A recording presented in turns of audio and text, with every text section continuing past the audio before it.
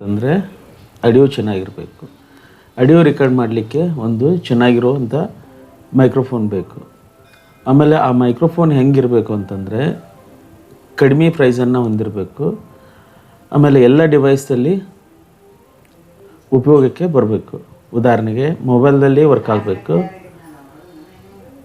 ಲ್ಯಾಪ್ಟಾಪ್ದಲ್ಲಿ work ಆಗಬೇಕು, DSLR ಕ್ಯಾಮ್ರಾದಲ್ಲಿನೂ work ಆಗಬೇಕು.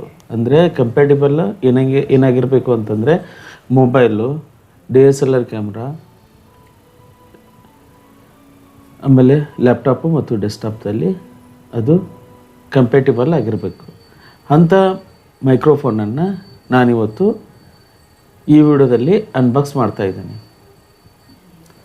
ಆ ಮೈಕ್ರೋಫೋನ್ ಯಾವುದು, ಆ ಮೈಕ್ರೋಫೋನನ್ನು ಪರ್ಚೇಸ್ ಮಾಡಿದಾಗ ಅದರ ಜೊತೆ ಬರುವಂತಹ ಎಕ್ಸಸರೀಸ್ ಯಾವುದು, ಆಮೇಲೆ ಈ ಮೈಕ್ರೋಫೋನನ್ನು ಹೇಗೆ ಮೊಬೈಲಿಗೆ ಕನೆಕ್ಟ್ ಮಾಡಬೇಕು, ಲ್ಯಾಪ್ಟಾಪಿಗೆ ಕನೆಕ್ಟ್ ಮಾಡಬೇಕು, ಹಾಗೆಯೇ DSLR ಕ್ಯಾಮ್ರಾಕ್ಕೆ ಹೇಗೆ ಕನೆಕ್ಟ್ ಮಾಡಬೇಕು, ಯಾವ ಕೇಬಲನ್ನು ಬಳಸಬೇಕು ಅನ್ನೋದನ್ನು ನಾವು ಈ ವಿಡಿಯೋದಲ್ಲಿ ನೋಡೋಣ.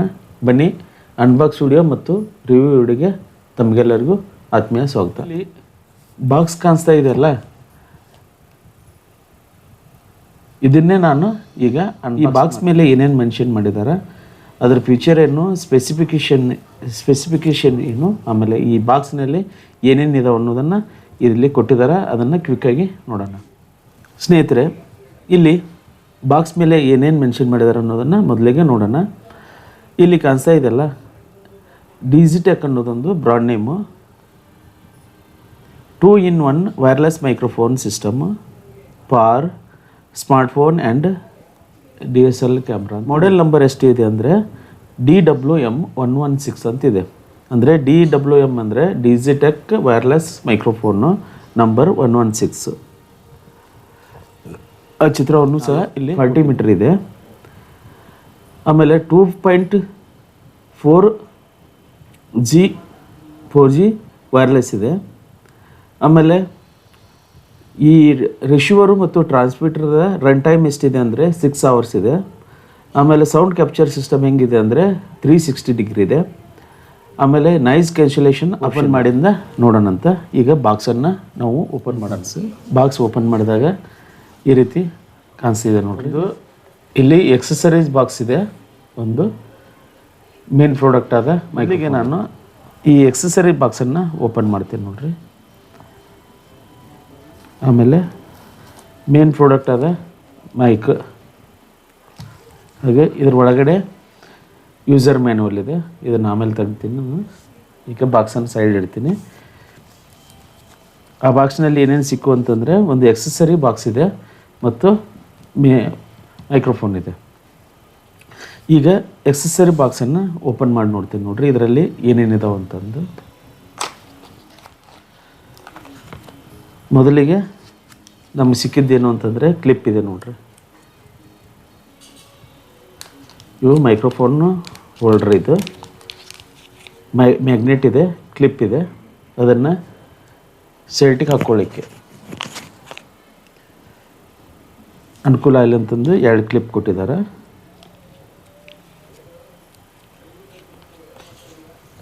ಆಮೇಲೆ ಒಂದು OTG ಸಿಕ್ಕಿದೆ ನೋಡ್ರಿ. ಇದು ಹೆಂಗಿದೆ ಅಂತಂದರೆ Type-C to Type-C ಇದೆ ನೋಡ್ರಿ. ಇಲ್ಲಿ ಈ OTGಯನ್ನು ಬಳಸ್ಕೊಂಡು ನಾವು ಏನು ಮಾಡ್ತೀವಿ, ರಿಸೀವರನ್ನು ಮೊಬೈಲಿಗೆ ಕನೆಕ್ಟ್ ಮಾಡಲಿಕ್ಕೆ ಬಳಸ್ತೀವಿ ರೀ. ಹಾಗೆ ಇದನ್ನು ಒಂದು Type-C ಇದೆ, ಇನ್ನೊಂದು ಎಂಡ್ ಲೈಟ್ನಿಂಗ್ ಇದೆ. ಅಂದರೆ ಈ OTGಯನ್ನು ನಾವು ಐಫೋನ್ಗೆ ಕನೆಕ್ಟ್ ಮಾಡಲಿಕ್ಕೆ ಬಳಸ್ತೀವಿ.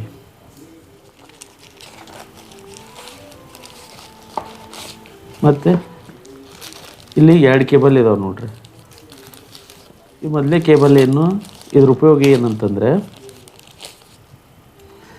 ಇದು Type-C to USB ಇದೆ. ಇದನ್ನು ಎದಕ್ಕೆ ಬಳಸ್ತೇವೆ ಅಂತಂದರೆ ಈ ಮೈಕ್ರೋಫೋನದ ಚಾರ್ಜಿಂಗ್ ಕೇಸ್ ಇದೆಯಲ್ಲ, ಅದನ್ನು ಚಾರ್ಜ್ ಮಾಡಲಿಕ್ಕೆ, ಅಂದರೆ ಮೈಕ್ರೋಫೋನನ್ನು ಚಾರ್ಜ್ ಮಾಡಲಿಕ್ಕೆ ಈ ಕೇಬಲನ್ನು ಬಳಸ್ತೇವೆ. ಇನ್ನೊಂದು ಕೇಬಲ್ ಇದೆ, ಇವುದು TRS ಮತ್ತು TRS ಇರುವಂತಹ ಅಕ್ಸ್ ಕೇಬಲ್ಲು. ಈ ಕೇಬಲನ್ನು ಎದಕ್ಕೆ ಬಳಸ್ತೀವಿ ಅಂತಂದರೆ, ನಾವು DSLR ಕ್ಯಾಮ್ರಾಕ್ಕೆ ಈ ರಿಸೀವರನ್ನ ಕನೆಕ್ಟ್ ಮಾಡಲಿಕ್ಕೆ ಈ ಕೇಬಲನ್ನು ಬಳಸ್ತೀವಿ.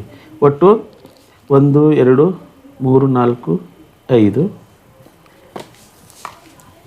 ಇನ್ನು ಮತ್ತೇನಿದಾವೆ ನೋಡ್ರಿ ಬಾಕ್ಸ್ನಲ್ಲಿ. ಇವೇನಪ್ಪ ಅಂತಂದರೆ ವಿಂಡ್ ಮಫ್.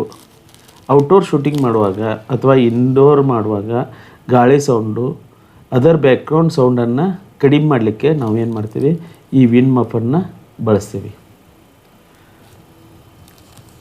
ಇಷ್ಟು ಈ ಮೈಕ್ರೋಫೋನ್ ಜೊತೆ ಬರುವಂಥ ಎಕ್ಸಸರೀಸ್. ಈ ಎಕ್ಸಸರೀಸನ್ನು ಬಳಕೊಂಡು ನಾವು ಮೊಬೈಲು, ಲ್ಯಾಪ್ಟಾಪು, DSLR ಕ್ಯಾಮ್ರಾದಲ್ಲಿ ಹೇಗೆ ಬಳಸ್ಬೇಕಂತ ಒಂದು.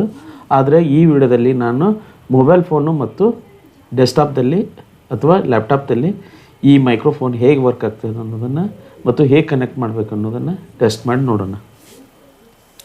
ಈಗ ಎಕ್ಸಸರೀಸ್ದಾತು ಮೇನ್ ಪ್ರಾಡಕ್ಟ್ ಆದ ಮೈಕ್ರೋಫೋನಿಗೆ ಬರೋಣ. ಈ ಕಾಣಿಸ್ತಾ ಇದೆಲ್ಲ, ಇದೊಂದು ಚಾರ್ಜಿಂಗ್ ಕೇಸು. ಮೈಕ್ರೋಫೋನು ಈ ಚಾರ್ಜಿಂಗ್ ಕೇಸಲ್ಲೇ ಬರ್ತೈತಿ. ಇಲ್ಲಿ ಡಿಜಿಟೆಕ್ ಬ್ರಾಂಡ್ ನೇಮ್ ಇದೆ. ಈ ಸೈಡು ಟೈಪ್ ಸಿ ಪೋರ್ಟ್ ಇದೆ, ಅಂದರೆ ಈ ಕೇಸನ್ನು ಚಾರ್ಜ್ ಮಾಡಲಿಕ್ಕೆ ಬರ್ತೈತಿ. ಡ್ಯುಯಲ್ ಕಲರ್ ಇದೆ ಒಂದು. ಈಗ ಈ ಚಾರ್ಜಿಂಗ್ ಕೇಸನ್ನು ಓಪನ್ ಮಾಡ್ತೇನೆ ನೋಡಿರಿ. ಓಪನ್ ಮಾಡಿದಾಗ ಈ ರೀತಿ ಕಾಣಿಸ್ತೈತೆ ನೋಡಿರಿ. ಈ ಚಾರ್ಜಿಂಗ್ ಕೇಸನ್ನು ನಾವು ಓಪನ್ ಮಾಡಿದಾಗ 3 ಡಿವೈಸ್ ಕಾಣಿಸ್ತಾವೆ. ಇಲ್ಲಿ ಫಸ್ಟು ಮತ್ತು 3 ಥರ್ಡ್ ಇವೇನಿದಾವೆ ಅಂತಂದರೆ ಮೈಕ್ರೋಫೋನು ಅಥವಾ ಟ್ರಾನ್ಸ್ಮಿಟರ್ ಅಂತ ಕರಿತೀವಿ. ಮಧ್ಯದಲ್ಲಿರೋದು ರಿಸೀವರು. ಈ 3 ಡಿವೈಸನ್ನು ಏಕಕಾಲಕ್ಕೆ ಈ ಚಾರ್ಜಿಂಗ್ ಕೇಸ್ ಸಹಾಯದಿಂದ ನಾವು ಚಾರ್ಜ್ ಮಾಡ್ತೀವಿ ರೀ. ಈಗ ಚಾರ್ಜಿಂಗ್ ಕೇಸ್ ಓಪನ್ ಮಾಡಿದಾಗ ನಮಗೆ 3 ಡಿವೈಸ್ ಸಿಗ್ತಾವೆ. ಆ 3 ಡಿವೈಸ್ ಯಾವ್ಯಾವ ಅಂದರೆ 2 ಟ್ರಾನ್ಸ್ಮಿಟ್ರು, 1 ರಿಸೀವರು. ಈಗ ಮೊದಲಿಗೆ ನಾನು ರಿಸೀವರನ್ನ ತೆಗೆದುಕೊಳ್ತೀನಿ ರೀ. ಈಗ ಕ್ಲೋಸ್ ಮಾಡ್ತೀನಿ. ಈಗ ರಿಸೀವರನ್ನು ನೋಡೋಣ. ಇಲ್ಲಿ ನೋಡ್ರಿ, ಈ ರೀತಿ ಕಾಣಿಸುತ್ತೆ ನೋಡ್ರಿ. ಇಲ್ಲಿ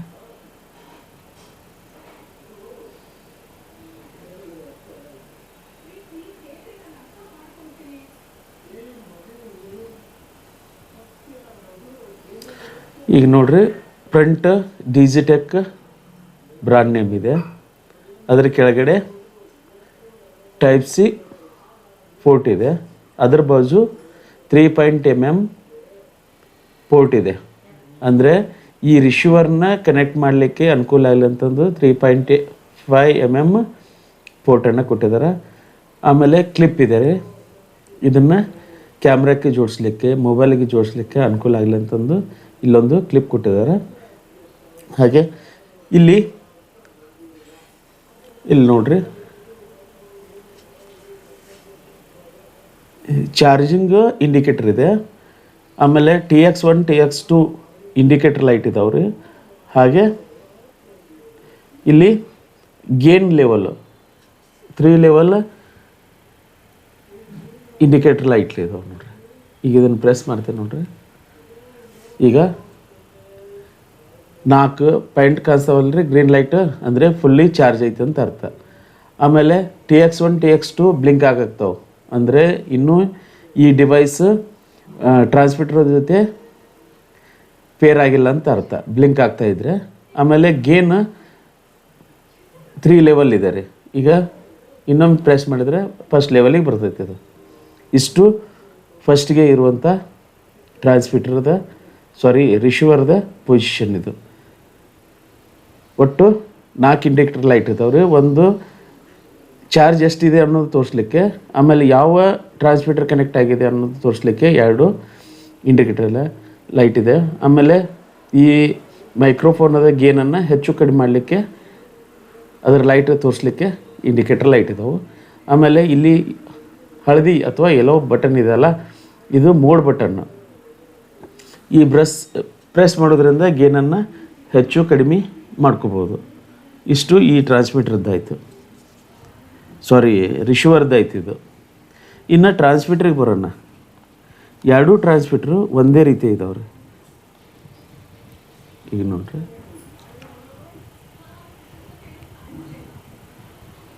ಒಂದೇ ರೀತಿ 5 ರೂಪಾಯಿ ಕಾಯಿನ್ ಇದೆಯಲ್ಲ ಅಷ್ಟೇ ಸೈಜ್ ಇದಾವೆ ನೋಡ್ರಿ ಎರಡು. ಈಗ ಒಂದನ್ನು ಬದಿಗಿಡ್ತೀನಿ, ಒಂದು ಟ್ರಾನ್ಸ್ಮಿಟರನ್ನು ನೋಡೋಣ. ಈಗ ಫ್ರಂಟ್ ಸೈಡ್ ನೋಡಿದಾಗ ಏನು ಕಾಣಿಸ್ತೈತೆ ನೋಡ್ರಿ, 3 ಇಂಡಿಕೇಟರ್ ಲೈಟ್ ಇದಾವೆ. ಒಂದು ಫೇರಿಂಗು, ಆಮೇಲೆ nice cancellation, reverb ಮೋಡನ್ನು ತೋರಿಸ್ಲಿಕ್ಕೆ indicator light ಇದಾವೆ. ಅದರ ಕೆಳಗಡೆ ಡಿಜಿಟೆಕ್ ಅಂತಂದು ಬ್ರಾಂಡ್ ನೇಮ್ ಇದೆ. ಆಮೇಲೆ ಚಾರ್ಜಿಂಗಿಗೆ ಅನುಕೂಲ ಇಲ್ಲ ಅಂತ ಒಂದು ಎಲ್ಲೋ ಬಟನ್ ಇದೆ. ಇದನ್ನು ನಾವು ಮೋಡ್ ಬಟನ್ ಅಂತ ಕರಿತೀವಿ. ಒಂದು ಸಾರಿ ಕ್ಲಿಕ್ ಮಾಡಿದ್ವಿ ಅಂತ ತಿಳ್ಕೊಳ್ರಿ, ಅವಾಗ ಏನಾಕೈತಿ, ನಾಯ್ಸ್ ಕ್ಯಾನ್ಸಲೇಷನ್ ಆಪ್ಷನ್ ಎನೇಬಲ್ ಆಕೈತಿ. ಈಗ ಕ್ಲಿಕ್ ಮಾಡಿದೆ, ಎನೇಬಲ್ ಆಯ್ತು ರೀ. 2 ಸಾರಿ ಕ್ಲಿಕ್ ಮಾಡಿದ್ನಂತಂದರೆ ರಿವರ್ಬೇಷನ್ ಮೋಡು ಆನ್ ಆಕೈತಿ ನೋಡ್ರಿ. 1 2 ರಿವರ್ಬೇಷನ್ ಮೋಡು ಆನ್ ಆಯಿತು. ರಿವರ್ಬೇಷನ್ ಮೋಡನ್ನು ಆಫ್ ಮಾಡಬೇಕು ಅಂತಂದರೆ ಮತ್ತೆ 2 ಸಾರಿ ಪ್ರೆಸ್ ಮಾಡಿರಿ. ಕಂಟಿನ್ಯೂಸ್ ಆಗಿ ಮಾಡಬೇಕು. ಆಮೇಲೆ ಇನ್ನೊಂದು ಸಾರಿ ಕ್ಲಿಕ್ ಮಾಡ್ತೀನಿ, ಅವಾಗ ನಾಯ್ಸ್ ಕ್ಯಾನ್ಸಲೇಷನ್ ಆಪ್ಷನ್ನು ಆಯಿತು. ಆಮೇಲೆ ಸ್ವಲ್ಪ ಲಾಂಗ್ ಪ್ರೆಸ್ ಮಾಡೋದ್ರಿಂದ ಈ ಆಫ್ ಮಾಡ್ಬೋದು. ಆನ್ ಆಫ್ ಬಟನ್ನಾಗಿಯೂ ವರ್ಕ್ ಮಾಡ್ಬೋದು. ನಾಯ್ಸ್ ಕ್ಯಾನ್ಸಲೇಷನ್ ಆಪ್ಷನನ್ನು ಎನೇಬಲ್ ಮಾಡಲಿಕ್ಕೂ ಇದೇ ಬಟನನ್ನು ಬಳಸ್ತೀವಿ. ಹಾಗೆ ರಿವರ್ಬೇಷನ್ ಮೋಡನ್ನು ಎನೇಬಲ್ ಮಾಡಲಿಕ್ಕೆ, ಡಿಸೇಬಲ್ ಮಾಡಲಿಕ್ಕೆ ಇದೇ ಯೆಲ್ಲೋ ಬಟನನ್ನು ಬಳಸ್ತೀವಿ. ಈಗ ಲಾಂಗ್ ಪ್ರೆಸ್ ಮಾಡೋದ್ರಿಂದ ಈ ಟ್ರಾನ್ಸ್ಮಿಟರನ್ನು ಆನ್ ಮಾಡಿದೆ. ಮತ್ತೊಂದು ಸಾರಿ ಪ್ರೆಸ್ ಮಾಡೋದ್ರಿಂದ ನಾಯ್ಸ್ ಕ್ಯಾನ್ಸಲೇಷನ್ ಆಪ್ಷನನ್ನು ಎನೇಬಲ್ ಮಾಡಿದೆ. ಹಾಗೆ ರಿವರ್ಬೇಷನ್ ಮೋಡನ್ನು ಆನ್ ಮಾಡಲಿಕ್ಕೆ ಕಂಟಿನ್ಯೂಸ್ ಆಗಿ 2 ಸಾರಿ ಬಟನ್ ಪ್ರೆಸ್ ಮಾಡೋದ್ರಿಂದ ರಿವರ್ಬೇಷನ್ ಮೋಡನ್ನು ಆನ್ ಮಾಡ್ಬೋದು. ಆಮೇಲೆ ಕಂಟಿನ್ಯೂಸ್ ಆಗಿ 3 ಸಾರಿ ಪ್ರೆಸ್ ಮಾಡೋದ್ರಿಂದ ಇದನ್ನು ಮ್ಯೂಟ್ ಮಾಡ್ಬೋದು. 1 2 3 ನೋಡ್ರಿಲ್ಲ ಆಯಿತು. ಮತ್ತು ಇದನ್ನು ಅನ್ಮ್ಯೂಟ್ ಮಾಡಬೇಕಂತಂದರೆ ಕಂಟಿನ್ಯೂಸ್ ಆಗಿ 3 ಸಾರಿ ಪ್ರೆಸ್ ಮಾಡಬೇಕು. 1 2 3 ಆಯಿತು. ಆಮೇಲೆ ರಿವರ್ಬೇಷನ್ ಮೋಡನ್ನು ಆಫ್ ಮಾಡಬೇಕಂದ್ರೆ ಕಂಟಿನ್ಯೂಸ್ ಆಗಿ 2 ಸಾರಿ ಪ್ರೆಸ್ ಮಾಡಬೇಕು. 1 2 ಆನ್ ಆಯಿತು. ಇನ್ನು ನೈಸ್ ಕ್ಯಾನ್ಸಲೇಷನ್ ಆಪ್ಷನನ್ನು ಎನೇಬಲ್ ಮಾಡಬೇಕಂದ್ರೆ 1 ಸಾರಿ ಪ್ರೆಸ್ ಮಾಡಬೇಕು. ಆಯಿತು, ಇಷ್ಟೇ ಇದನ್ನು ಬಳಸೋದು. ಇದೇ ರೀತಿ ಇದು ಸೇಮ್ ಇದಾವ್ರಿ. ಆಮೇಲೆ 2 ರೀತಿಯಾಗಿ ನಾವು ಶರ್ಟಿಗೆ ಹಾಕ್ಕೋಬೋದು. ಒಂದು ಮ್ಯಾಗ್ನೆಟಿಕ್ ಸೈಜಿಂದ ಇದನ್ನು ಹಾಕ್ಕೋಬೋದು. ಇನ್ನೊಂದು ಇಲ್ಲಿ ಕ್ಲಿಪ್ ಕೊಟ್ಟಿದ್ದಾರಲ್ಲ 2, ಈ ಕ್ಲಿಪ್ ಸೈಜಿಂದನೂ ನಾವು ಶರ್ಟಿಗೆ ಹಾಕ್ಕೋಬೋದು. ಇಲ್ಲಿದೆ ನೋಡ್ರಿ, ಈ ರೀತಿ ಮಾಡಿಕೊಂಡು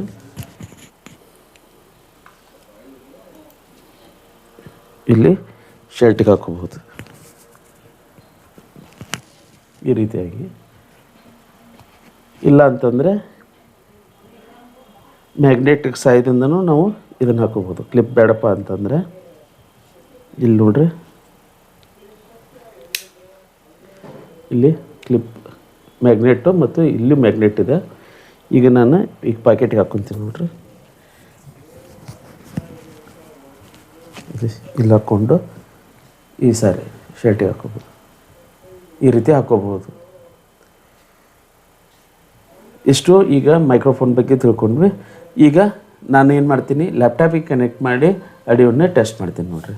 ಒಮ್ಮೆ ನಾಯ್ಸ್ ಕ್ಯಾನ್ಸಲೇಷನ್ ಆಪ್ಷನನ್ನು ಎನೇಬಲ್ ಮಾಡಿ ಡಿಸೇಬಲ್ ಮಾಡಿ ಆಡಿಯೋನ ರೆಕಾರ್ಡ್ ಮಾಡ್ತೀನಿ. ಆವಾಗ ಈ ಮೈಕ್ರೋಫೋನದ ಆಡಿಯೋ ಕ್ವಾಲಿಟಿ ಹೆಂಗೆ ಬರ್ತೈತಿ, ಹೆಂಗೆ ಯಾವ ರೀತಿ ರೆಕಾರ್ಡ್ ಆಗತ್ತೆ ಅನ್ನೋದು ನೋಡೋಣ. ಒಮ್ಮೆ ಎನೇಬಲ್ ಮಾಡಿ ನೋಡೋಣ, ಅವಾಗ ಅದರ ಕ್ವಾಲಿಟಿ ಹೆಂಗಿದೆ, ಇಂಪ್ರೂವೈಸೇಷನ್ ಹೆಂಗಿದೆ ಅನ್ನೋದನ್ನು ನೋಡೋಣ. ಆಮೇಲೆ ಗೇನನ್ನು ಹೆಚ್ಚು ಕಡಿಮೆ ಮಾಡಿ ಈ ಮೈಕ್ರೋಫೋನನ್ನು ರಿವ್ಯೂ ಮಾಡೋಣ. ಈಗ ನಾನು ಮೈಕ್ರೋಫೋನನ್ನು ನನ್ನ ಪಾಕೆಟಿಗೆ ಹಾಕ್ಕೊಂಡಿದ್ದೀನಿ. ಈಗ ಈ ರಿಸೀವರ್ನ ಕನೆಕ್ಟ್ ಮಾಡಿ ನಾನು ಈಗ ಆಡಿಯೋ ರೆಕಾರ್ಡ್ ಆಗ್ತಾ ಇದೆಯಲ್ಲ, ಎದರಿಂದ ಅಂತಂದರೆ ಬೋಯಾ BY M1 ಮೈಕ್ರೋಫೋನ್ನಿಂದ ಆಡಿಯೋ ರೆಕಾರ್ಡ್ ಮಾಡ್ತಾಯಿದ್ದೀನಿ. ಈಗ ಲ್ಯಾಪ್ಟಾಪಿಗೆ ಕನೆಕ್ಟ್ ಮಾಡಬೇಕು ಅಂತಂದರೆ ಯಾವ ಕೇಬಲನ್ನು ಬಳಸ್ಕೋಬೇಕಂದರೆ TRS to TRS ಇದೆಯಲ್ಲ, ಈ ಆಕ್ಸ್ ಕೇಬಲ್ ಸಹಾಯದಿಂದ ನಾವೇನು ಮಾಡ್ಬೋದು, ಲ್ಯಾಪ್ಟಾಪಿಗೆ ಕನೆಕ್ಟ್ ಮಾಡ್ಬೋದು. ಬೇಡ ಅಂತಂದರೆ ಈ OTG ಕೇಬಲ್ ಕನೆಕ್ಟ್ ಆಯಿತು. ಈಗ ಏನು ಮಾಡ್ತೀನಿ ನೋಡಿರಿ, ಇಲ್ಲಿವರೆಗೆ ನಾನು ಆಡಿಯೋ ರೆಕಾರ್ಡ್ ಮಾಡಲಿಕ್ಕೆ ಬಳಸಿದಂಥ ಮೈಕ್ರೋಫೋನ್ ಯಾವುದು ಅಂತಂದರೆ ಬೋಯಾ BY-M1 ಮೈಕ್ರೋಫೋನು. ಅದನ್ನು ನಾನು ಈಗ ಡಿಸೇಬಲ್ ಮಾಡ್ತೀನಿ ನೋಡಿರಿ.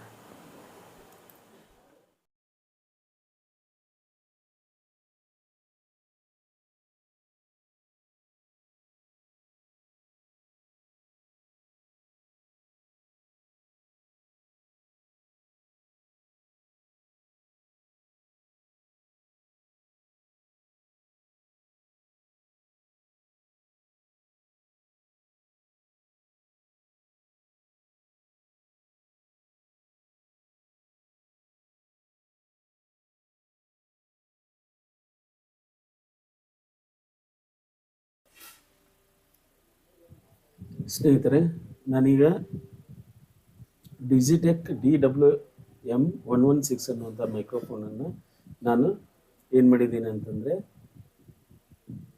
ಅಕ್ಸ್ ಕೇಬಲ್ ಸಹಾಯದಿಂದ ಲ್ಯಾಪ್ಟಾಪಿಗೆ ಕನೆಕ್ಟ್ ಮಾಡಿದ್ದೀನಿ. ಆಮೇಲೆ ಗೇನನ್ನು ಫಸ್ಟ್ ಲೆವೆಲ್ ಇಟ್ಟಿದ್ದೀನಿ. ಇಲ್ಲಿ ಕಾಣಿಸ್ತಾ ಇದೆಯಲ್ಲ, ಫಸ್ಟ್ ಲೆವೆಲ್ ಇದೆ. ಆಮೇಲೆ ನಾಯ್ಸ್ ಕ್ಯಾನ್ಸಲೇಷನ್ ಆಪ್ಷನನ್ನು ಎನೇಬಲ್ ಮಾಡಿದ್ದೀನಿ. ಅದನ್ನು ಈಗ ಡಿಸೇಬಲ್ ಮಾಡಿ ನೋಡೋಣ. ಸ್ನೇಹಿತರೆ, ಈಗ ನಾಯ್ಸ್ ಕ್ಯಾನ್ಸಲೇಷನ್ ಆಪ್ಷನನ್ನು ಡಿಸೇಬಲ್ ಮಾಡಿದಾಗ ಆಡಿಯೋ ಕ್ವಾಲಿಟಿ ಹೆಂಗೆ ಬರ್ತದೆ ಅನ್ನೋದನ್ನು ಟೆಸ್ಟ್ ಮಾಡೋಣ. ಬ್ಯಾಕ್ಗ್ರೌಂಡ್ ನಾಯ್ಸನ್ನು ಕ್ಯಾಪ್ಚರ್ ಮಾಡ್ತದೆ, ಎಷ್ಟೊಂದು ಕ್ಯಾಪ್ಚರ್ ಮಾಡ್ತೈತಿ ಅನ್ನೋದನ್ನು ಟೆಸ್ಟ್ ಮಾಡೋಣ. ಈಗ ನೋಡ್ರಿ, ಎಷ್ಟೊಂದು ಬ್ಯಾಕ್ಗ್ರೌಂಡ್ ನಾಯ್ಸನ್ನು ಕ್ಯಾಪ್ಚರ್ ಮಾಡೈತೆ ಅನ್ನೋದನ್ನು ಆಡಿಯೋ ಕೇಳಿಸ್ಕೊಂಡಾಗ ಗೊತ್ತಾಗ್ತೈತಿ. ಈಗ ನಾಯ್ಸ್ ಕ್ಯಾನ್ಸಲೇಷನ್ ಆಪ್ಷನನ್ನು ಎನೇಬಲ್ ಮಾಡ್ತೀನಿ ನೋಡ್ರಿ. ಮಾಡಿದೆ, ಈಗ ಕಾಣಿಸ್ತಾ ಇದೆ ನೋಡಿ, ಎನೇಬಲ್ ಆಯಿತು. ಈಗ ಸುಮ್ಮನೆ ಇದು ನೋಡ್ತೀನಿ ಎಷ್ಟೊಂದು ಬ್ಯಾಕ್ಗ್ರೌಂಡ್ ನಾಯ್ಸನ್ನು ಇದು ರಿಮೂವ್ ಮಾಡ್ತದೆ ಅಂತ.